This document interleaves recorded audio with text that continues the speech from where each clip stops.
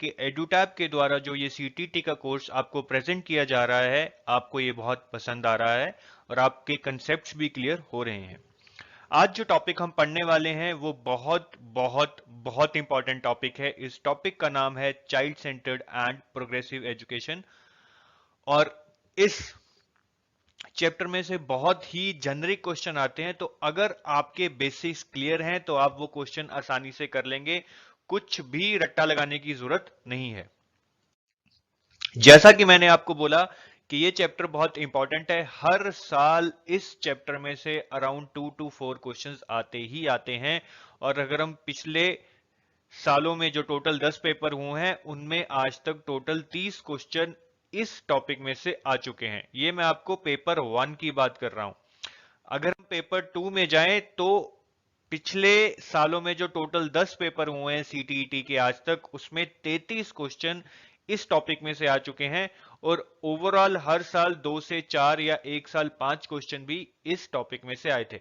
तो आप अंदाजा लगा सकते हैं कि ये टॉपिक कितना इंपॉर्टेंट है एग्जाम के लिए। और जैसे कि मैंने आपको बताया, क्वेश्चंस बहुत ही जेनरिक होते हैं, कॉमन सेंस पे होते हैं। अगर आपको कंसेप्ट क्लियर है तो आप आसानी से कर लेंगे। ये टॉपिक थोड़ा बड़ा है, इसलिए इस टॉपिक को हम 2 वीडियोस में कवर करेंगे। वीडियो नंबर 1 में हम चाइल्ड सेंटर्ड एजुकेशन के बारे में पढ़ेंगे और वीडियो नंबर 2 में हम प्रोग्रेसिव एजुकेशन के बारे में पढ़ेंगे और कुछ पास्ट ईयर क्वेश्चंस भी करेंगे। पास्ट ईयर क्वेश्चन हम वीडियो 2 में तो करेंगे ही करेंगे, लेकिन वीडियो 1 में भी हम थोड़े से पास्ट ईयर क्वेश्चंस करेंगे, जैसे थोड़ी थ्योरी पढ़ी और फिर एक क्वेश्चन किया। लेकिन वीडियो 2 में हम एंड में बहुत सारे पास्ट ईयर क्वेश्चंस इकट्ठे करेंगे ताकि आपको क्लैरिटी हो जाए कि पिछले सालों में इस टॉपिक में से कैसे क्वेश्चंस आए हैं। दोस्तों, ये टॉपिक शुरू करने से पहले मैं आपको अपने एक एजुकेशन सिस्टम के बारे में कुछ बताना चाहूंगा। हम सब स्कूलों में पढ़े हैं और हम सब जानते हैं कि स्कूलों में कैसा एटमॉस्फेयर है, मार्क्स पे कितना एम्फेसिस दिया जाता है, जिसके कारण बच्चे रट्टा लगाकर ज्यादा मार्क्स लाने की कोशिश करते हैं। उसके बाद स्कूल्स में हर क्लास में एक फिक्स सिलेबस है। बच्चे को उस फिक्स सिलेबस के मुताबिक ही पढ़ना पड़ता है। जैसे कि कुछ बच्चे होते हैं उनको हिस्ट्री या ज्योग्राफी पसंद नहीं होती, लेकिन फिर भी वो सब्जेक्ट्स उन पे थोपे जाते हैं और वो रट्टा लगा लगा के उन सब्जेक्ट्स में नंबर लाते हैं। तो इससे क्या होता है कि बच्चे को एक रट्टा लगाने की आदत सी पड़ जाती है और उसको एजुकेशन में ज्यादा इंटरेस्ट नहीं रहता। उसके अलावा हमारी क्लासेस भी बहुत ज्यादा बोरिंग हो जाती हैं। टीचर पढ़ाती रहती है, बच्चे सुनते रहते हैं, क्लास में कुछ कुछ बच्चे तो यहां तक सो भी जाते हैं। कुछ इंटरेक्टिव नहीं होता, बच्चे कुछ ज्यादा एक्सपेरिमेंट नहीं कर पाते, सिर्फ किताबी नॉलेज ही मिलती है कि किताब को देखो और टीचर को सुनो और रट्टा लगा के मार्क्स ले आओ। फिर टीचर के पास बहुत ज्यादा अथॉरिटी होती है कि वो कौन सा चैप्टर कब पढ़ाना चाहती है, किस दिन वो किस चैप्टर का टेस्ट लेना चाहती है। तो बेसिकली टीचर ही सब कुछ डिसाइड करती है और बच्चे तो सिर्फ टीचर को फॉलो ही करते हैं। तो इस का ओवरऑल इंपैक्ट ये पड़ता है कि बच्चे इस एजुकेशन सिस्टम को एक भार समझने लगते हैं, वो इसको एंजॉय नहीं करते हैं। और जब तक आप पढ़ाई को एंजॉय नहीं करेंगे, आप एक अच्छे लर्नर नहीं बनेंगे। मतलब आपकी एक मेंटल डेवलपमेंट अच्छे तरीके से नहीं होगी। लेकिन हाँ, आप रट्टा लगा के मार्क्स जरूर ले लेंगे। लेकिन जैसे कि हम कहते हैं कि हमारे कॉलेजेस कुछ फैक्ट्रियां की तरह हैं जो कि ग्रेजुएट्स को प्रोड्यूस कर रही है, पर उनमें नॉलेज या क्रिटिकल थिंकिंग की कैपेबिलिटी नहीं है। तो ओवरऑल हमारा एजुकेशन सिस्टम काफी खराब हो चुका है। तो इसीलिए आज का जो टॉपिक है वो चाइल्ड सेंटर्ड और प्रोग्रेसिव एजुकेशन है कि एजुकेशन सिस्टम एक्चुअली में कैसा होना चाहिए। चलिए अब शुरू करते हैं चाइल्ड सेंटर्ड एजुकेशन से। सबसे पहला क्वेश्चन ये आता है कि चाइल्ड सेंटर्ड एजुकेशन है क्या। चाइल्ड सेंटर्ड एजुकेशन के बेसिकली 3 इंपॉर्टेंट एस्पेक्ट्स हैं जो आपकी स्क्रीन पे हैं। पहला है कि child should learn as per his needs and desires, कि बच्चा वो चीज पढ़े जो उसको अच्छी लगती है और जिसको पढ़ने की वो इच्छा रखता है। जैसे कि अगर कोई बच्चा मैथ्स पढ़ना चाहता है तो उसको मैथ्स के कंसेप्ट पढ़ाए जाएं, वो एडवांस मैथ्स पढ़ना चाहता है तो उसको एडवांस मैथ्स पढ़ाया जाए। ऐसे ही अगर बच्चा कोई साइंस पढ़ना चाहता है तो उसको अच्छे से साइंस पढ़ाई जाए। और बच्चा ही ये डिसाइड करेगा कि वो कैसे पढ़ेगा। जैसे कि अगर बच्चे को साइंस पढ़नी है तो वो डिसाइड करेगा कि वो गार्डन में जाके प्लांट्स को एनालाइज करे या फिर लैब में जाके एक्सपेरिमेंट्स करे। तो ये पूरा बच्चे पे छोड़ दिया जाता है कि वो क्या और कैसे पढ़ना चाहता है। दूसरा एस्पेक्ट है कि learning should be fun. Learning boring नहीं होनी चाहिए कि हम क्लास में बैठ के टीचर को सुन रहे हैं और अपनी किताबों की तरफ देख रहे हैं और हमें नींद आ रही है। बिल्कुल भी ऐसा नहीं होना चाहिए। लर्निंग शुड बी इंटरेक्टिव, कि बच्चों को आप गार्डन में लेके जाएं, पार्क्स में लेके जाएं, कल्चरल फेस्ट में लेके जाएं, बच्चों को आप कुछ रिसर्च वर्क दें, बच्चों को आप लैब्स में एक्सपेरिमेंट करवाएं।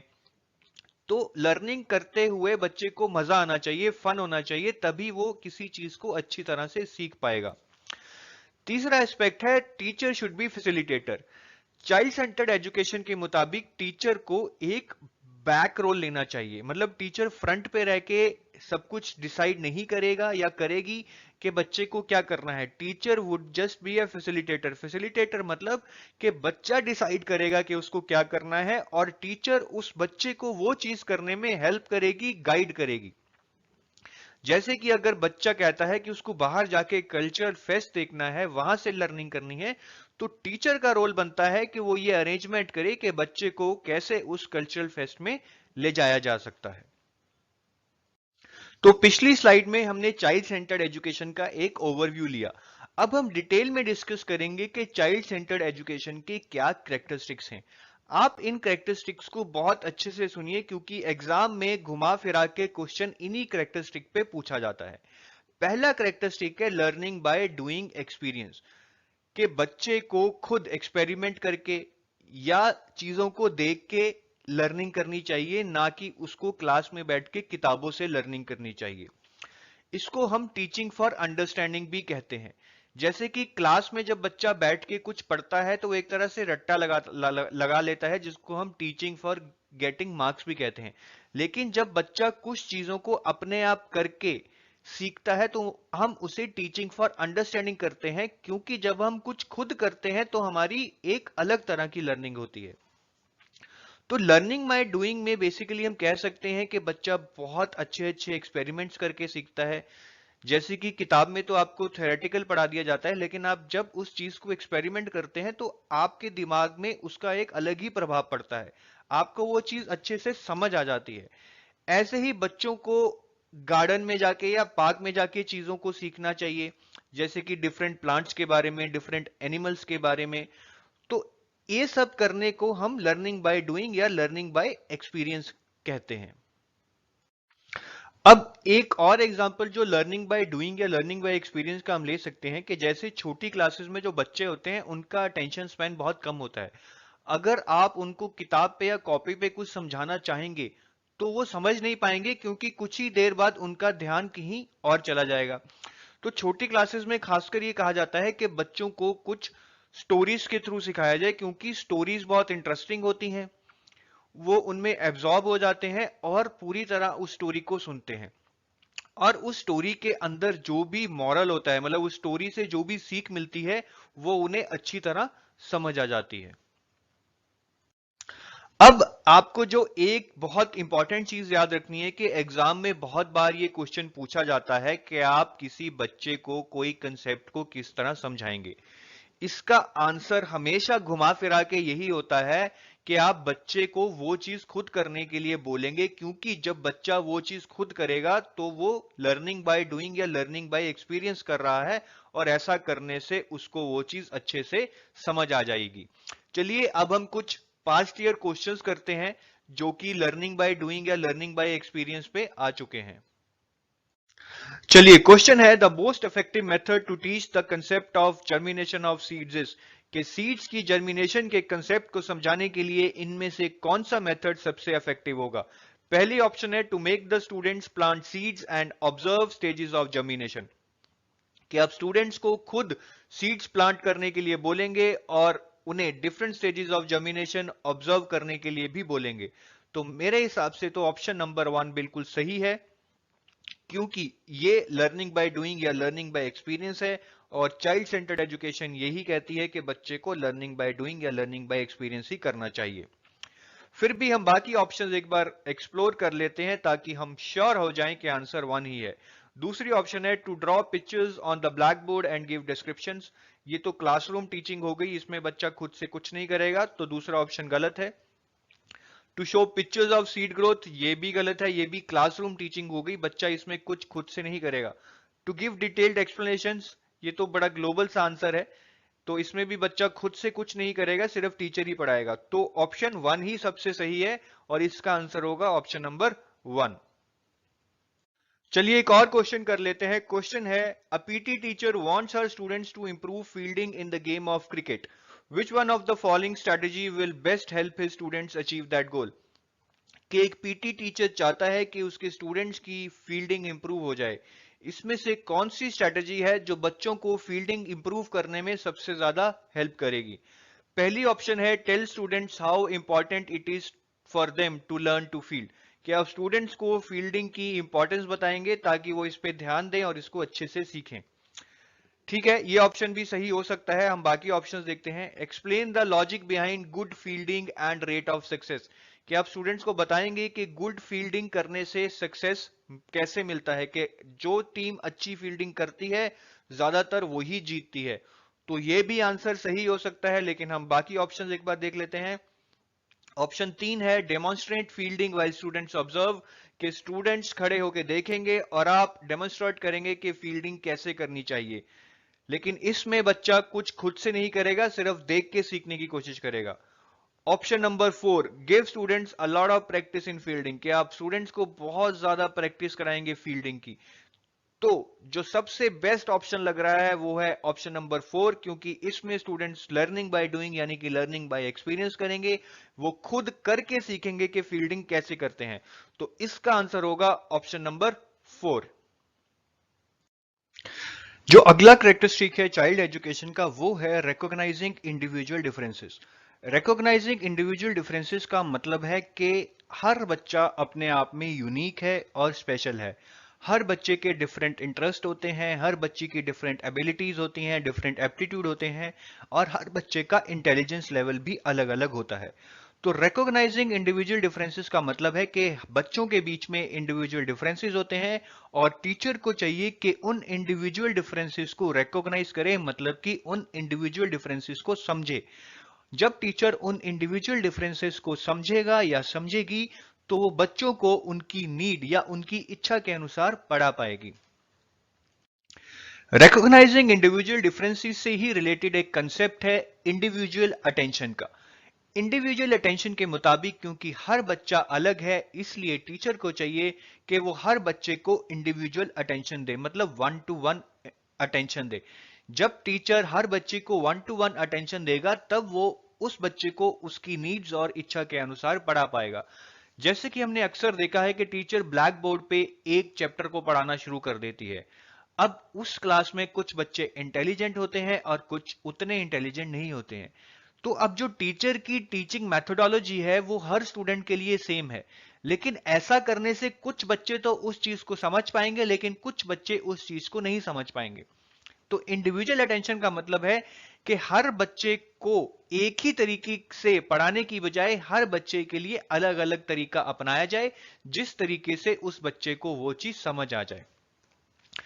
इसी से रिलेटेड कंसेप्ट है डिफरेंशिएटेड इंस्ट्रक्शन।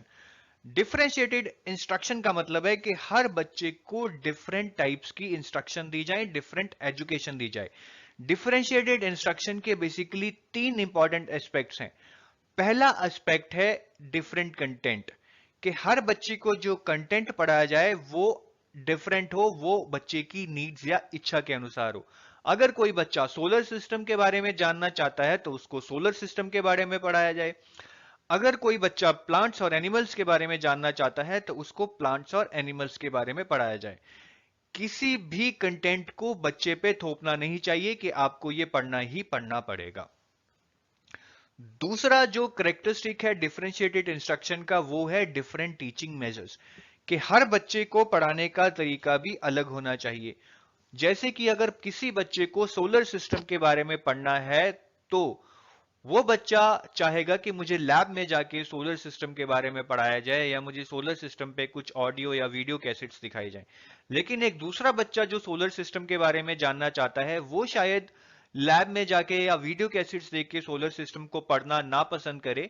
वो शायद रात को आसमान में टेलीस्कोप के थ्रू स्टार्स और डिफरेंट प्लैनेट्स को देख के सोलर सिस्टम को पढ़ना चाहे। तो इस तरह से हर बच्चे को सेम चीज पढ़ाने के लिए डिफरेंट टीचिंग मेथोडोलॉजीज टीचर को यूज करनी चाहिए और वो टीचिंग मैथडोलॉजीज चिल्ड्रन की डिजायर्स या नीड से मैच होने चाहिए कि चिल्ड्रन उस चीज को कैसे पढ़ना चाहता है। तीसरा है डिफरेंट वेज ऑफ असेसमेंट। ठीक है, तो अभी तक हमने पढ़ा कि कंटेंट डिफर होना चाहिए और उस कंटेंट को पढ़ाने का तरीका भी डिफरेंट होना चाहिए। तीसरा है कि असेसमेंट करने के वेज भी डिफरेंट होने चाहिए। हमने जब बच्चे को कुछ पढ़ा दिया है तब उसके बाद असेस करते हैं कि बच्चे को यह समझ आया या नहीं आया। जैसे कि ट्रेडिशनल स्कूल्स में एग्जाम्स लिए जाते हैं, पेन और पेपर पे एग्जाम लिए जाते हैं और उससे टीचर्स असेस करते हैं कि बच्चे को कितना समझ आया है। तो जो ये असेसमेंट के तरीके हैं वो भी अलग अलग बच्चों के लिए अलग अलग होने चाहिए। जैसे कि कुछ बच्चे तो कुछ मॉडल्स बनाना चाहेंगे ताकि उन मॉडल्स के बेस पे उनको असेस किया जाए।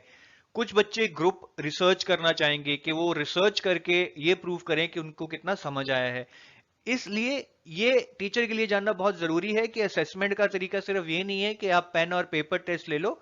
असेसमेंट की जो टेक्निक है वो भी चाइल्ड के अनुसार ही डिसाइड होनी चाहिए कि चाइल्ड किस असेसमेंट टेक्निक में ज्यादा से ज्यादा या बेहतरीन से बेहतरीन परफॉर्मेंस दे पाएगा। तो बेसिकली डिफरेंशिएटेड इंस्ट्रक्शन, जैसा कि हमने पढ़ा कि डिफरेंट कंटेंट, उस कंटेंट को पढ़ाने के डिफरेंट तरीके और असेसमेंट के भी डिफरेंट तरीके, ताकि हर बच्चा इर्रिस्पेक्टिव ऑफ के क्या उसका कल्चर है, क्या जेंडर है, क्या इंटरेस्ट है, उस चीज को सीख पाए। चलिए अब एक क्वेश्चन कर लेते हैं जो कि पास्ट ईयर्स में आ चुका है सीटीटी एग्जाम में। क्वेश्चन है, what kind of support can a school provide to address the individual differences in students.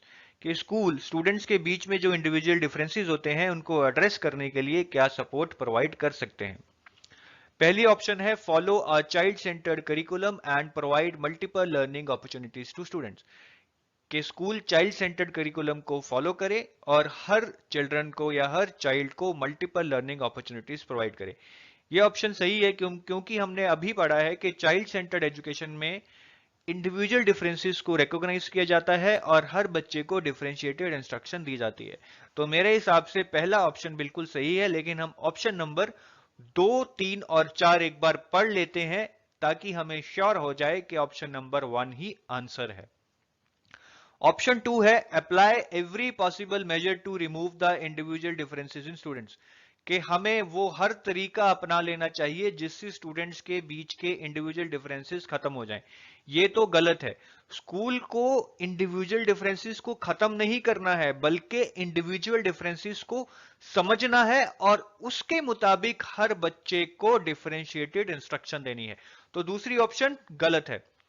तीसरी option, refer slow learners to special schools. के जो स्लो लर्नर्स हैं उनको स्पेशल स्कूल्स में डाल दें, यह भी गलत है। Follow same level of curriculum for all the students. के एक ही करिकुलम फॉलो हो सारे स्टूडेंट्स के लिए, चाहे उनमें इंडिविजुअल डिफरेंसेस हो। यह गलत है, क्योंकि अगर बच्चों में इंडिविजुअल डिफरेंसेस हैं तो उन्हें सेम करिकुलम नहीं देना चाहिए। जो कंटेंट है यानी कि करिकुलम है वो भी वेरी करना चाहिए as per there needs and desires. तो ये ऑप्शन 4 भी गलत है। तो सही आंसर होगा 1 के चाइल्ड सेंटर्ड करिकुलम फॉलो करना चाहिए। चलिए एक क्वेश्चन कर लेते हैं। क्वेश्चन है, multiple pedagogical techniques, assorted learning material, multiple assessment techniques and varying the complexity and nature of content are associated with which of the following. कि इनमें से वो कौन सी टेक्निक है जिसमें पढ़ाने के डिफरेंट डिफरेंट तरीके, असेसमेंट के डिफरेंट डिफरेंट तरीके और कंटेंट भी वेरी करता है बच्चों के मुताबिक। तो ऐसा कौन सी टेक्निक में होता है। हमने ये अभी पढ़ा था कि डिफरेंशिएटेड इंस्ट्रक्शन में हर बच्चे के लिए डिफरेंट कंटेंट होता है, उस कंटेंट को पढ़ाने के तरीके भी डिफरेंट होते हैं और उस कंटेंट को असेस करने के तरीके भी डिफरेंट होते हैं। तो इसका आंसर तो क्लियरली डिफरेंशिएटेड इंस्ट्रक्शन यानी कि 3 ही होना चाहिए। तो देखिए कितना आसान क्वेश्चन है। अगर आपको डिफरेंशिएटेड इंस्ट्रक्शन का कंसेप्ट पता है तो आप इसको आधे या 2 सेकंड में ही कर लेंगे। चलिए अब हम तीसरा कैरेक्टरिस्टिक डिस्कस करते हैं, learner autonomy and independence. Learner autonomy and independence का मतलब है कि बच्चों को फ्रीडम दे दी जाए कि वो खुद डिसाइड करें कि वो क्या पढ़ना चाहते हैं और कैसे पढ़ना चाहते हैं। व्हाट टू स्टडी से मतलब है कि चिल्ड्रन ये डिसाइड करें कि वो क्या पढ़ना चाहते हैं। जैसे कि चिल्ड्रन ये डिसाइड कर पाए कि वो प्लांट्स के बारे में पढ़ना चाहते हैं या सोलर सिस्टम के बारे में पढ़ना चाहते हैं। अगर वो प्लांट्स के बारे में पढ़ना चाहते हैं तो उनको ये फोर्स ना किया जाए कि वो सोलर सिस्टम के बारे में पढ़ें, और अगर वो सोलर सिस्टम के बारे में पढ़ना चाहते हैं तो उनको एनफोर्स ना किया जाए कि वो प्लांट्स के बारे में पढ़ें। ऐसे ही बच्चा ये भी डिसाइड करे कि वो जो भी पढ़ना चाहता है उसको वो कैसे सीखना चाहता है। जैसे कि अगर कोई बच्चा सोलर सिस्टम के बारे में पढ़ना चाहता है तो वो डिसाइड करे कि वो सोलर सिस्टम के बारे में कैसे पढ़ेगा। पहला तरीका तो है कि वो किताब से पढ़ ले। दूसरा तरीका है कि वो प्लानिटेरियम जाके सोलर सिस्टम के बारे में सीख ले। तीसरा तरीका है कि वो नाइट स्काई में टेलीस्कोप के थ्रू स्टार्स और प्लैनेट्स को देख के सोलर सिस्टम को सीख ले। तो बेसिकली डिफरेंट तरीके हैं सोलर सिस्टम को सीखने के, इसलिए बच्चा डिसाइड करे कि वो कौन सा तरीका अपनाना चाहता है सोलर सिस्टम को सीखने के लिए, ताकि वो तरीके से सीखते समय उसको वो चीज सीखने में इंटरेस्ट आए। नेक्स्ट कैरेक्टरिस्टिक जो हम डिस्कस करने वाले हैं वो है active learning. Active learning basically आपके पहले कैरेक्टरिस्टिक जो कि लर्निंग बाय डूइंग और लर्निंग बाय एक्सपीरियंस था उससे बहुत ज्यादा रिलेटेड है। एक्टिव लर्निंग का मतलब है कि बच्चा क्लास में बैठकर बोर होने की बजाय बाहर जाकर कुछ चीजें अपने आप से करे जिससे उसका लर्निंग में इंटरेस्ट पैदा हो। जैसे कि अगर हम बच्चे को कोई मॉडल बनाने के लिए कहेंगे तो वो मॉडल बनाते समय उसमें पूरी तरह इन्वॉल्व हो जाएगा और उससे वो बहुत कुछ सीखेगा। ऐसे ही बच्चों को प्लांट्स और एनिमल्स के बारे में बताने के लिए उनको गार्डन या पार्क में ले जाना चाहिए। बच्चों को एक्सपेरिमेंट करने के लिए भी प्रोत्साहित करना चाहिए, क्योंकि एक्सपेरिमेंट करने से वो प्रैक्टिकली चीजों को करते हैं और वो चीजों का जो उनके दिमाग पे असर होता है वो अलग ही होता है। किताब से जब हम पढ़ते हैं तब हम एक तरह से रट्टा ही लगाते हैं, लेकिन एक्सपेरिमेंट करके हम उस चीज को समझ जाते हैं और वो चीज हमें कभी भूलती नहीं है। एक्टिव लर्निंग से ही रिलेटेड एक कंसेप्ट जो हम डिस्कस करेंगे वो छोटे बच्चों पे बहुत ज्यादा लागू होता है। अब सपोज कीजिए आप बाजार से एक टॉय ले आते हैं जो कि इन पीसेस में मिलता है। इन पीसेस को जोड़कर आप एक चेयर बना देते हैं ताकि आपका बच्चा इस चेयर से खेल पाए। लेकिन ये अक्सर देखा गया है कि छोटे बच्चे इस चेयर को खोलकर दोबारा से पीसेस में ले आएंगे, और जब वो ऐसा करते हैं तो पेरेंट्स बहुत ज्यादा इरिटेट हो जाते हैं। उनको लगता है कि बच्चे इस टॉय को तोड़ रहे हैं, लेकिन ऐसा नहीं होता है। बेसिकली बच्चों में एक इनहेरेंट क्यूरियोसिटी होती है कि वो इसको खोल के देखें कि ये कैसे बनी है, और फिर वो दोबारा से इन पीसेस को जोड़ने लगेंगे। तो बेसिकली बच्चों की ये क्यूरियोसिटी ही है जिसके कारण ये चेयर को वो खोलेंगे और बाद में दोबारा से पीसेस को जोड़कर कुछ सीखने की कोशिश करेंगे। तो माता पिता को जब बच्चे ऐसा करते हैं तब इरिटेट नहीं होना चाहिए, और उन्हें बच्चों को डिस्करेज भी नहीं करना चाहिए और पुनिश भी नहीं करना चाहिए। मतलब उन्हें बच्चों को ऐसा करने से रोकना नहीं चाहिए और समझना चाहिए कि ये एक नॉर्मल चीज है, ये करके बच्चे कुछ सीखने की ही कोशिश कर रहे हैं। नेक्स्ट कैरेक्टरिस्टिक जो हम डिस्कस करने जा रहे हैं वो है नो रोट लर्निंग। मतलब कि चाइल्ड सेंटर्ड एजुकेशन में रट्टे की कोई भी जगह नहीं है। हमने अक्सर देखा है कि माँ बाप चाहते हैं कि उनके बच्चे क्लास में अच्छे नंबर लाएं और उनका नाम रोशन करें। इसके लिए वो बच्चों को लालच भी देते हैं कि अगर उनके अच्छे नंबर आए तो वो उनको मोबाइल ले देंगे या फिर साइकिल ले देंगे। लेकिन हमने अक्सर देखा है कि जब बच्चों को ऐसी लालच दी जाती है तो वो अच्छे नंबर लाने के लिए किताबें उठाकर रट्टा मारना शुरू कर देते हैं। लेकिन रट्टा मारने से लॉन्ग रन में कुछ फायदा नहीं होता है। बच्चा थोड़ी देर में ही उस चीज को भूल जाता है और उसको कंसेप्ट बिल्कुल भी क्लियर नहीं होता है। तो चाइल्ड सेंटर्ड एजुकेशन में ये बिल्कुल भी अलाउड नहीं है कि बच्चे को रट्टा मरवाया जाए, बल्कि चाइल्ड सेंटर्ड एजुकेशन के मुताबिक ज्यादा से ज्यादा ध्यान बच्चे के कंसेप्ट क्लियर करने में लगाना चाहिए। आइए अब एक पास्ट ईयर क्वेश्चन करते हैं। A certificate is given to children when they read a specific number of books. In the long run this strategy might not work since, कि अगर हम चिल्ड्रन को कुछ पर्टिकुलर नंबर ऑफ बुक्स पढ़ने पे एक सर्टिफिकेट दे दें तो इस स्ट्रेटेजी का लॉन्ग रन में क्या डिसएडवांटेज है। ऑप्शंस हैं, a last number of certificates would have to be given when more children start reading, कि जब बहुत सारे बच्चे किताबों को पढ़ने लग जाएंगे तो हमें बहुत ज्यादा सर्टिफिकेट देने पड़ेंगे। ये भी ठीक है, लेकिन हमें सबसे एप्रोप्रिएट आंसर ढूंढना है। दूसरी ऑप्शन है, reading books would distract children from completing their homework, कि जब बच्चे बुक्स पढ़ने लग जाएंगे तो अपना होमवर्क नहीं कर पाएंगे। ये तो गलत लग रही है, क्योंकि बुक्स पढ़ने का मतलब यही होता है कि आप अच्छे से पढ़ लें, जो भी आपका स्कूल का काम है वो आप अच्छे से कर लें। तो दूसरा ऑप्शन तो गलत है। तीसरा ऑप्शन है this might lead to children reading only for getting certificates. ये ऑप्शन सही लग रहा है, क्योंकि हम इस सिनारियो में बच्चे को लालच दे रहे हैं कि वो एक पर्टिकुलर नंबर ऑफ बुक्स पढ़ लेगा तो हम उसे सर्टिफिकेट देंगे। तो बच्चा इस लालच में आके बुक्स को पढ़ना शुरू कर देगा। उन बुक्स को वो शायद समझेगा नहीं, सिर्फ रट्टा लगाने लग जाएगा। तो बेसिकली ये लॉन्ग रन में स्ट्रेटेजी अच्छी नहीं है कि आप बच्चे को बोलें कि वो रट्टा लगाए और रट्टा लगा के सर्टिफिकेट ले।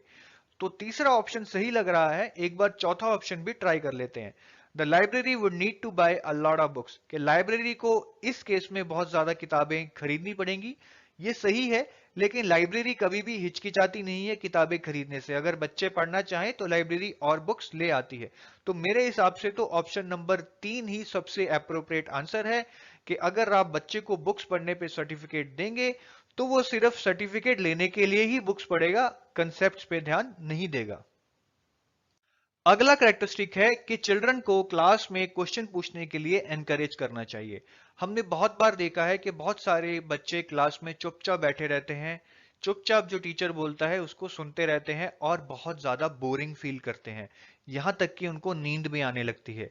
लेकिन अगर आप क्लास में बच्चों को क्वेश्चंस पूछने के लिए एनकरेज करेंगे तो वो क्लास में इन्वॉल्व रहेंगे, वो टीचर को सुनेंगे और अच्छे से चीजों को समझेंगे। जब बच्चा क्लास में क्वेश्चन पूछता है तो बेसिकली उसकी इंटरेक्शन होती है टीचर से और बाकी बच्चों से भी। और जब क्लास में इंटरेक्शन होती है तो सभी स्टूडेंट्स का इंटरेस्ट बनता है, क्योंकि क्लास में एक हेल्दी डिस्कशन हो रहा है। और जब स्टूडेंट्स का इंटरेस्ट बन जाता है वो उस चीज में इन्वॉल्व हो जाते हैं और उन्हें उस चीज पर कंसेप्चुअल क्लैरिटी हो जाती है, क्योंकि उनके सारे डाउट्स क्लियर हो जाते हैं। जब बच्चे क्वेश्चन पूछते हैं तो बच्चों के तो कंसेप्ट्स क्लियर हो ही जाते हैं, लेकिन साथ में टीचर को भी ये पता लग जाता है कि बच्चे सोच क्या रहे हैं। अगर वो कुछ गलत सोच रहे हैं तो टीचर को भी ये पता लग जाता है कि वो कहाँ गलत सोच रहे हैं। उसके बाद टीचर को बच्चे को समझाने में आसानी हो जाती है। अब सपोज कीजिए एक बच्चा 2 into 3 को 6 देख के कहता है कि मैम आपने ये गलत लिखा है, उसके मुताबिक 2 into 3 6 नहीं होना चाहिए।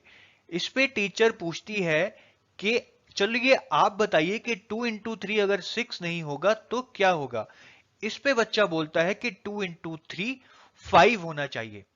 तो जब बच्चा 2 into 3 को 5 कहेगा तो टीचर को थोड़ा सा आइडिया लग जाएगा कि बच्चा इंटू की जगह प्लस कर रहा है। उसके बाद टीचर शायद उससे 2-3 क्वेश्चन पूछेगी कि जैसे 3 into 4 क्या होता है। अगर बच्चा इसका आंसर 7 देगा तो टीचर को बिल्कुल क्लियर हो जाएगा कि बच्चा मल्टीप्लिकेशन और प्लस में कंफ्यूज हो रहा है। उसके बाद टीचर को बच्चे को समझाना बहुत आसान हो जाएगा। टीचर कुछ एग्जाम्पल्स लेके ये क्लियर करेगी कि प्लस और मल्टीप्लिकेशन अलग अलग होते हैं, इसलिए 2 into 3 भी 6 होता है, 5 नहीं होता है। चलिए अब एक क्वेश्चन करते हैं। Which one of the following statements best describes why children should be encouraged to ask questions in the class? कि इनमें से कौन सी स्टेटमेंट बेस्ट तरीके से डिस्क्राइब करती है कि चिल्ड्रन को क्वेश्चन पूछने के लिए एनकरेज करना चाहिए। पहली ऑप्शन है questions increase the curiosity of the children. चलिए ये कुछ हद तक तो सही है, पर क्या ये बेस्ट ऑप्शन है? ये तो बाकी ऑप्शंस को इवैल्यूएट करके ही पता चलेगा। दूसरी ऑप्शन है question take learning forward by interactions and lead to conceptual clarity. ये बिल्कुल सही है, क्योंकि हमने अभी पढ़ा था कि जब बच्चे क्वेश्चंस पूछते हैं तो इंटरेक्शंस होती हैं, इंटरेक्शन से इंटरेस्ट पैदा होता है और इंटरेस्ट से कंसेप्चुअल क्लैरिटी आती है। तो मेरे हिसाब से तो इसका आंसर होना चाहिए ऑप्शन 2। फिर भी हम ऑप्शन 3 देख लेते हैं। Children need to practice their language skills.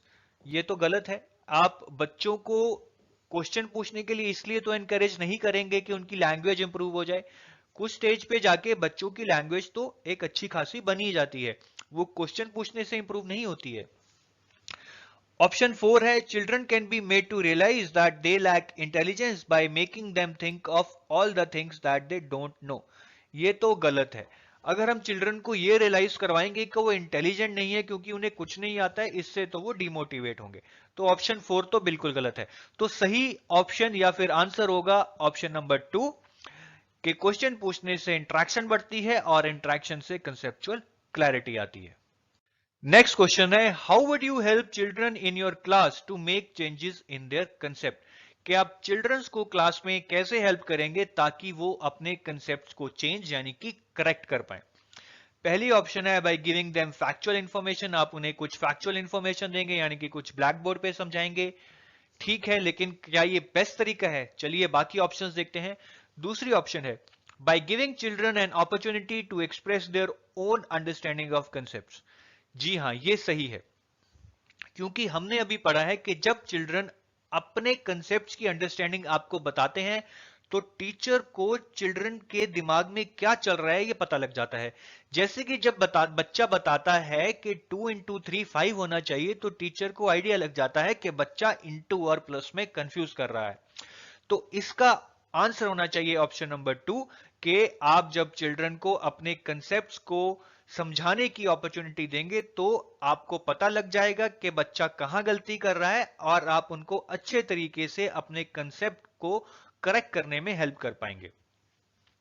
तीसरी ऑप्शन है by dictating the information to the children and then asking them to memorize it. क्या आप बच्चों को डिक्टेट करेंगे कुछ कंसेप्ट्स के बारे में और फिर उन्हें रट्टा लगाने के लिए कहेंगे? ये तो गलत है। By punishing children if their concepts are wrong, क्या आप चिल्ड्रन को डांटेंगे मारेंगे अगर उनके कंसेप्ट्स रॉन्ग हैं? ये भी गलत है, क्योंकि कभी भी किसी बच्चे को फोर्स से नहीं सिखाया जाता है, मार पीट के नहीं सिखाया जाता है।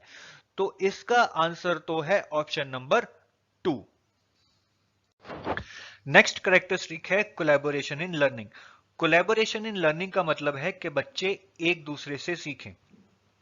जब बच्चे एक दूसरे से सीखते हैं तो उनमें एक सोशल स्किल डेवलप होती है, मतलब वो ये सीखते हैं कि एक दूसरे से कैसे मिलना जुलना है, एक दूसरे से कैसे बात करनी है। अब आप इस फोटो में देख सकते हैं कि यहाँ पे सीटिंग अरेंजमेंट सर्कुलर है। ट्रेडिशनल क्लासरूम में क्या होता है कि सीटिंग अरेंजमेंट डेस्क के शेप में एक लीनियर अरेंजमेंट होता है कि एक डेस्क के पीछे दूसरा, दूसरे के पीछे तीसरा, और सब बच्चे टीचर की तरफ फोकस करते हैं। लेकिन सर्कुलर सीटिंग अरेंजमेंट में बच्चे एक दूसरे को फेस कर रहे हैं, वो एक दूसरे से बात कर सकते हैं, एक दूसरे से इंटरेक्ट कर सकते हैं। तो ये करने से ही कोलैबोरेटिव लर्निंग होती है, मतलब लर्निंग मिलजुल के होती है। अब आपने देखा होगा कि जब बच्चे छोटे होते हैं तो उनके माँ बाप उन्हें प्लेवे स्कूल्स में भेजते हैं। प्लेवे स्कूल्स का भी यही कंसेप्ट है कि बच्चे आपस में एक दूसरे से खेलें और चीजों को सीखें। तो प्लेवे स्कूल्स भी कोलैबोरेशन इन लर्निंग के फंडे पे ही बने हुए हैं। अगर हम वाइगॉत्सी की थ्योरी को याद करें जो कि कहती है कि सोशल इंटरेक्शन से लर्निंग होती है, वो भी इस फंडे पे ही बेस है कि कोलैबोरेशन इन लर्निंग होनी चाहिए, कि बच्चे एक दूसरे से सीखते हैं। नेक्स्ट जो फंडा है या करेक्टरिस्टिक है वो है कंप्लीट डेवलपमेंट ऑफ चाइल्ड। हमने बहुत बार देखा है कि हमारे स्कूल्स में एकेडमिक नॉलेज पे ही स्ट्रेस दिया जाता है और ये समझा जाता है कि जिस बच्चे को एकेडमिक नॉलेज है वो बच्चा ज्यादा इंटेलिजेंट है और वही बच्चा लाइफ में ज्यादा सक्सेसफुल होगा। लेकिन एकेडमिक नॉलेज के बाहर जाके भी कुछ डेवलपमेंट की डोमेन्स हैं जिनमें बच्चों की डेवलपमेंट होना बहुत जरूरी है, जैसे कि फिजिकल, सोशल, इमोशनल और मॉरल। हम इन डोमेन्स के बारे में पहले चैप्टर्स में बहुत डिटेल में पढ़ चुके हैं, इसलिए हम यहां पे इनको डिटेल में नहीं पढ़ेंगे। लेकिन अगर हम समराइज करना चाहें तो ये बहुत इंपॉर्टेंट है कि बच्चे की कंप्लीट डेवलपमेंट हो, और चाइल्ड सेंटर्ड एजुकेशन बच्चे की कंप्लीट डेवलपमेंट की तरफ ही ध्यान देती है। क्वेश्चन है, young learners should be encourage to interact with peers in the classroom so that, कि जो यंग लर्नर्स हैं, छोटे बच्चे हैं, उनको क्लास में अपने दोस्तों के साथ इंटरेक्ट करने के लिए क्यों एनकरेज करना चाहिए?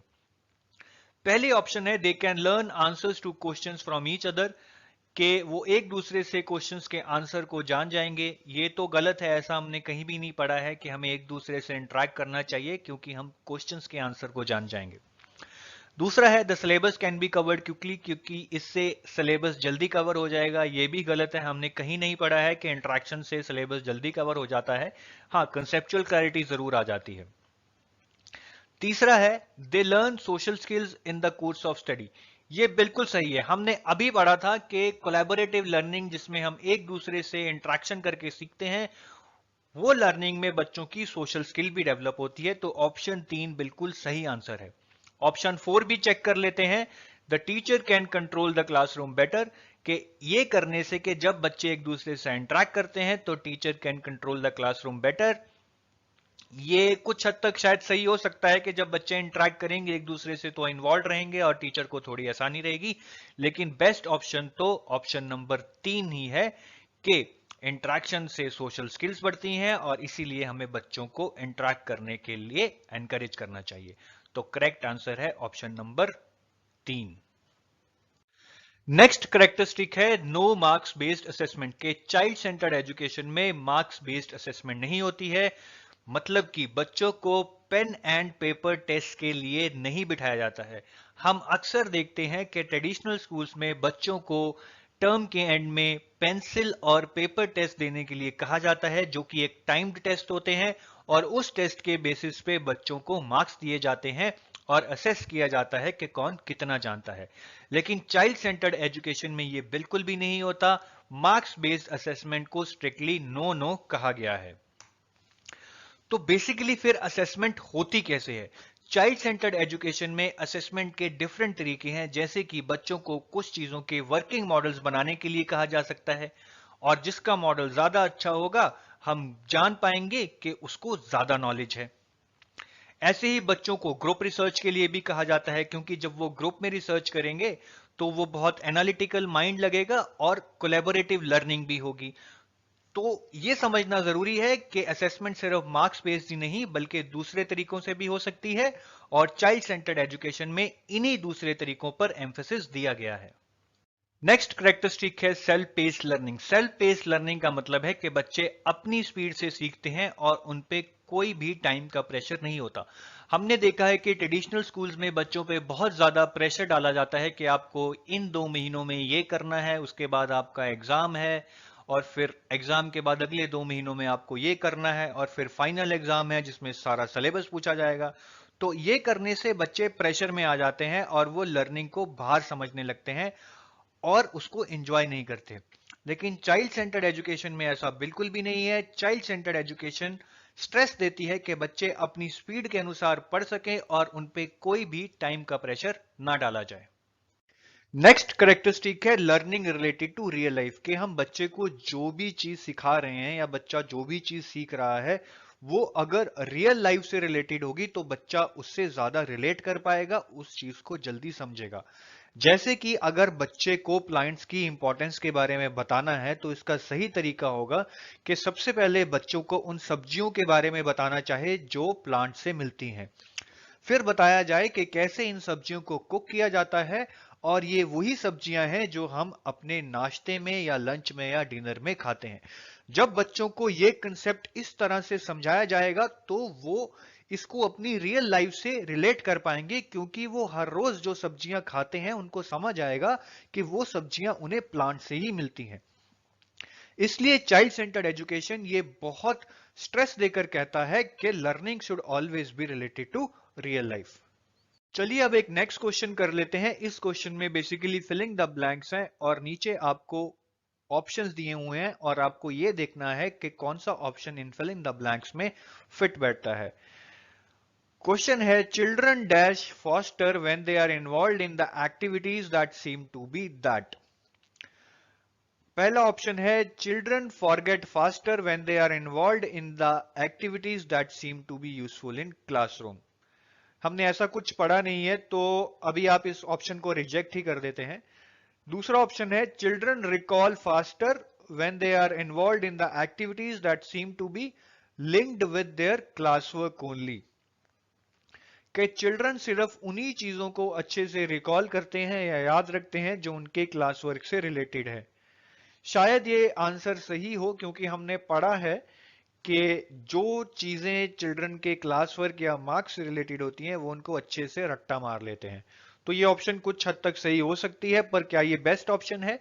थर्ड ऑप्शन है children memorize faster when they are involved in the activities that seem to be culturally neutral. ये तो हमने पढ़ा नहीं है कि रट्टे का कल्चर से कोई रिलेशन है। फोर्थ ऑप्शन है children learn faster when they are involved in the activities that seem to be useful in real life. वाह, ये है आपका आंसर, क्योंकि हमने अभी पढ़ा है कि अगर चिल्ड्रन की लर्निंग रियल लाइफ से रिलेटेड होगी तो वो उस कंसेप्ट को अच्छे से समझ पाएंगे। तो इसका आंसर है ऑप्शन नंबर 4। जो नेक्स्ट कैरेक्टरिस्टिक है वो ये कहता है कि चाइल्ड सेंटर्ड एजुकेशन में कोई फिक्स टाइम टेबल नहीं होता। हमने देखा है कि ट्रेडिशनल स्कूल्स में एक फिक्स टाइम टेबल होता है कि मंडे को ये पीरियड हैं, ट्यूसडे को ये पीरियड्स हैं, और हर पीरियड 45 मिनट से 1 घंटे का होता है। तो वो एक बहुत रिजिड एनवायरनमेंट है कि बच्चे को इस टाइम पे ये ही पढ़ना पड़ेगा, लेकिन चाइल्ड सेंटर्ड एजुकेशन में ऐसा कोई भी रिजिड टाइम टेबल नहीं है। टाइम टेबल बिल्कुल फ्लेक्सिबल होता है, बच्चा जो पढ़ना चाहे, जैसे पढ़ना चाहे पढ़ सकता है। इसके साथ ही सिटिंग अरेंजमेंट भी फ्लेक्सिबल होता है, कोई फिक्स्ड सिटिंग अरेंजमेंट नहीं होता है कि आपको एक रो में ही बैठना है और टीचर को फेस करना है। बड़ा ओपन सा एनवायरनमेंट रखा जाता है, बच्चा कहीं भी जाकर घूम फिर कर कुछ भी सीख सकता है, कुछ भी पढ़ सकता है। थोड़ी बड़ी क्लासेस में जाके ऐसा माहौल नहीं रहता है, लेकिन फिर भी सीटिंग अरेंजमेंट सर्कुलर हो जाता है ताकि बच्चे एक दूसरे को फेस कर पाए, उनसे इंटरेक्ट कर पाए और सीख सकें।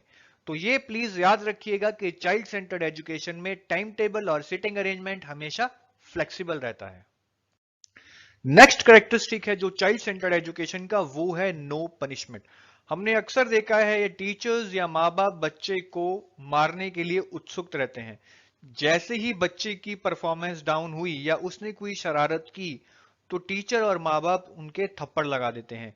लेकिन चाइल्ड सेंटर्ड एजुकेशन में इस चीज के लिए सख्त मनाही है। चाइल्ड सेंटर्ड एजुकेशन में पनिशमेंट को बिल्कुल मना किया गया है, क्योंकि चाइल्ड सेंटर्ड एजुकेशन के अनुसार अगर हम बच्चे को पनिशमेंट देते हैं तो इससे उनका सेल्फ कॉन्फिडेंस डाउन होता है, उनको अपने आप पे आत्मविश्वास नहीं रहता, और इस कारण वो आगे जाके लाइफ में कुछ भी अच्छा नहीं कर पाएंगे।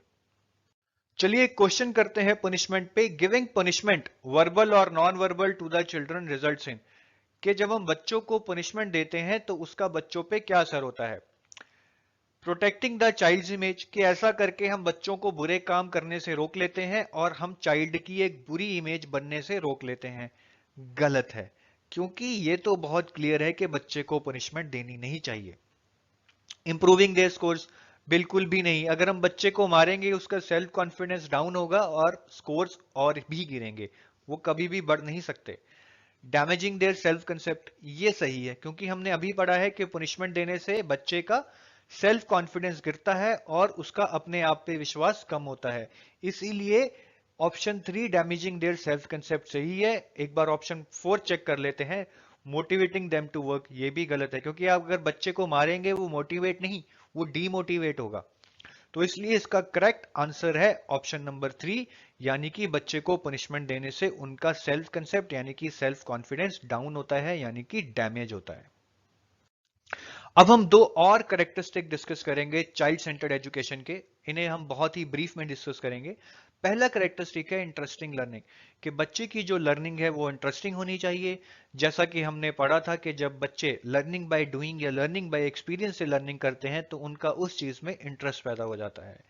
चाइल्ड सेंटर्ड एजुकेशन का मानना है कि अगर चिल्ड्रन किसी टास्क को करते हुए बोर हो रहा है तो या तो वो उसको टास्क पसंद नहीं है, या फिर वो टास्क को इतनी बार कर चुका है कि अब वो टास्क रेपिटेटिव हो गया है और अब बच्चे का उस चीज में कोई इंटरेस्ट नहीं बचा है। दूसरा करेक्टरिस्टिक है काउंसलिंग। काउंसलिंग का मतलब है कि जब भी बच्चा क्लास में बहुत बुरा परफॉर्म करे या फिर चीजों पे कंसंट्रेट ना कर पाए या बुरे कामों में लग जाए, तो टीचर का ये रोल बनता है कि वो बच्चे से बात करे, उसको समझे, उससे पूछे कि उसको क्या चीज है जो सता रही है। काउंसलिंग से बच्चे के बारे में जाना जा सकता है कि उसके दिमाग में क्या चल रहा है और फिर उस चीज का सलूशन भी निकाला जा सकता है। अगर जरूरत पड़े तो टीचर और पेरेंट्स को मिलकर भी काम करना चाहिए ताकि वो चिल्ड्रन की प्रॉब्लम्स को अच्छे से समझ पाए और उनका सॉल्यूशंस निकाल पाए। काउंसलिंग का सबसे बड़ा फायदा यह होता है कि काउंसलिंग के दौरान जब बच्चे से क्वेश्चन पूछे जाते हैं कि वो कौन है, क्या बनना चाहता है और उसकी परफॉर्मेंस क्यों गिर रही है, तो बच्चा खुल के बात करता है और वो अपने थॉट्स के बारे में भी सोच पाता है कि आखिर उसके दिमाग में जो चीजें चल रही हैं उनको वो कैसे कंट्रोल में लाए, वो अपना एक विजन कैसे बनाए, वो अपने विजन को पाने के लिए कैसे हार्ड वर्क करे। तो इसलिए चाइल्ड सेंटर्ड एजुकेशन में काउंसलिंग को बहुत ज्यादा इंपॉर्टेंस दी गई है। चलिए अब एक क्वेश्चन कर लेते हैं। क्वेश्चन है, when a child gets bored while doing a task it is a sign that, कि जब बच्चा कुछ टास्क को करके बोर हो जाए तो इससे क्या पता चलता है। पहली ऑप्शन है, the task may have become mechanically repetitive.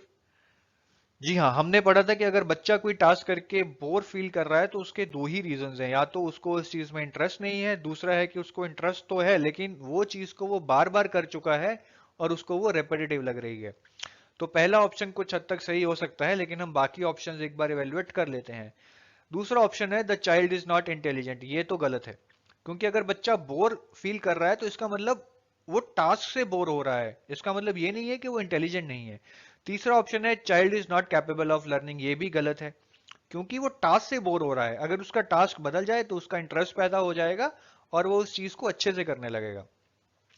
Fourth option है, child needs to be discipline, कि हमें बच्चे को डिसिप्लिन करना होगा कि उसको टास्क से बोर ना होके उसमें इंटरेस्ट पैदा करना होगा। यह भी गलत है, हम किसी को फोर्सफुली तो नहीं कह सकते कि वो किसी चीज में इंटरेस्ट पैदा करे, इंटरेस्ट तो नेचुरली डेवलप होता है। तो इसका आंसर तो ऑप्शन नंबर 1 ही है, कि अगर बच्चा बोर फील कर रहा है तो उसका मतलब वो उस टास्क से बोर हो चुका है, वो टास्क उसके लिए रेपिटेटिव बन चुका है। नेक्स्ट क्वेश्चन है, if a student is consistently getting lower grades in the school her parents can be advise to help her by, कि अगर एक स्टूडेंट स्कूल में लगातार गंदे मार्क्स ला रहा है या गंदे ग्रेड्स ला रहा है तो हम उसके पेरेंट्स को क्या एडवाइस कर सकते हैं कि वो किसकी हेल्प लें।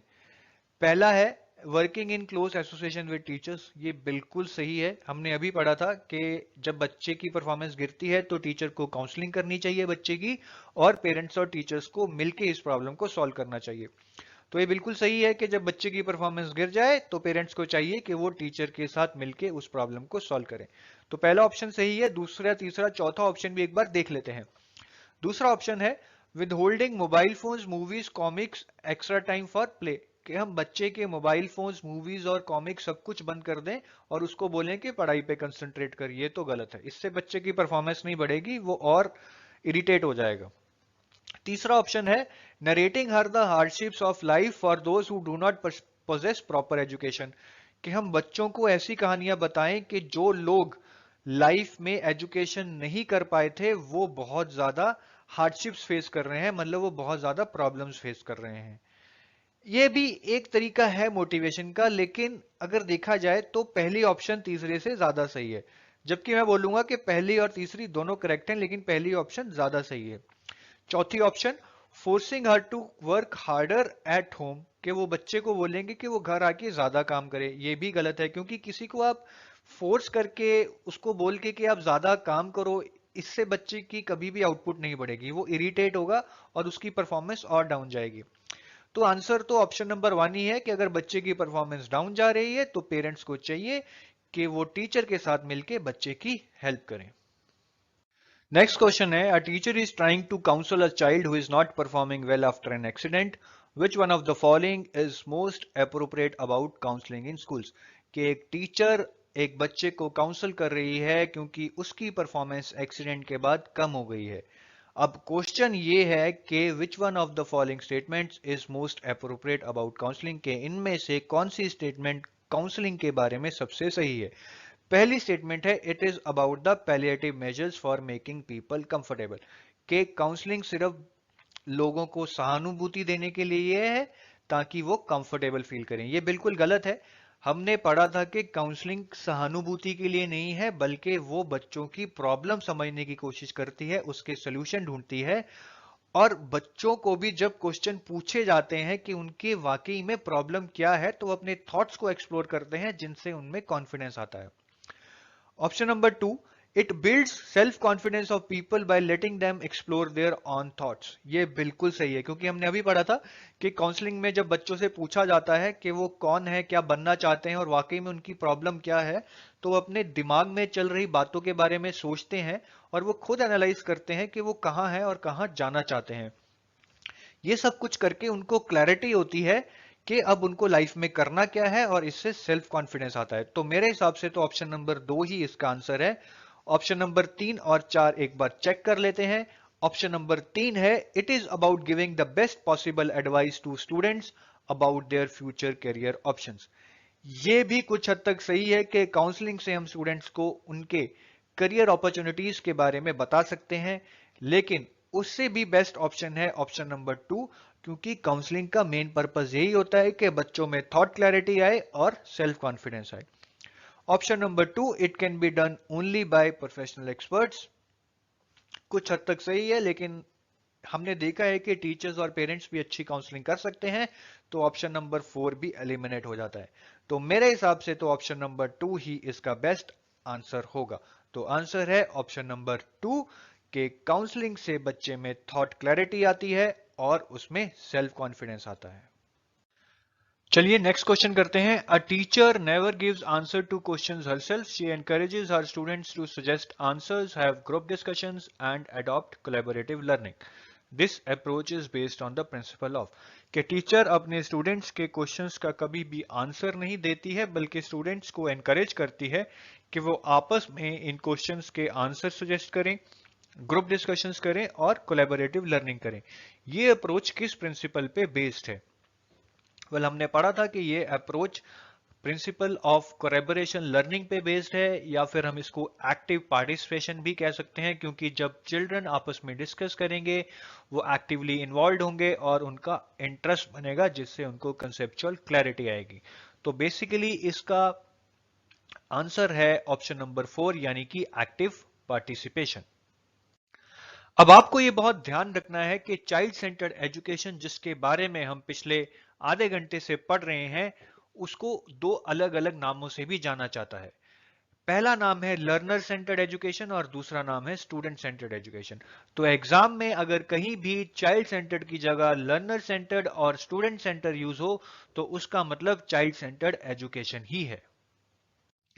अब हम पढ़ेंगे कि टीचर सेंटर्ड और चाइल्ड सेंटर्ड एजुकेशन में क्या फर्क है। अभी तक हमने ये पढ़ा है कि चाइल्ड सेंटर्ड एजुकेशन होती क्या है, लेकिन टीचर सेंटर्ड एजुकेशन क्या होती है? टीचर सेंटर्ड एजुकेशन होती है जिसमें टीचर एजुकेशन का फोकस है, मतलब टीचर डिसाइड करती है कि बच्चे को क्या पढ़ना है, कब पढ़ना है और कैसे पढ़ना है। अब हम जब ट्रेडिशनल क्लासरूम्स में पढ़े हैं वो टीचर सेंटर्ड क्लासरूम्स ही थे, क्योंकि हमें एक फिक्स टाइम टेबल दे दिया जाता था, हमें एक फिक्स्ड किताबें दे दी जाती थी, हमारे क्लास में जो सिटिंग अरेंजमेंट होता था वो भी फिक्स होता था, और हमें क्लास में बैठ के बुक से ही पढ़ाया जाता था, कुछ ज्यादा एक्टिविटी नहीं करवाई जाती थी। तो ये सब टीचर सेंटर्ड एजुकेशन सिस्टम में ही होता है। तो अब हम थोड़ा डिटेल में जाके पढ़ेंगे कि टीचर सेंटर्ड और चाइल्ड सेंटर्ड एजुकेशन में फर्क क्या है। चलिए, जो पहला डिफरेंस है टीचर सेंटर्ड और स्टूडेंट सेंटर्ड एजुकेशन में, वो है कि टीचर सेंटर्ड एजुकेशन में स्टूडेंट्स का बहुत पैसिव रोल होता है, उनका रोल एक्टिव नहीं होता है। वो क्लास में बैठ के टीचर्स को सुनते हैं और किताबों को पढ़ते हैं, उन्हें बहुत ज्यादा एक्सपोजर नहीं दिया जाता है। जबकि स्टूडेंट सेंटर्ड एजुकेशन में स्टूडेंट लर्निंग का फोकस होता है, वो खुद डिसाइड करता है कि उसे क्या पढ़ना है और कैसे पढ़ना है।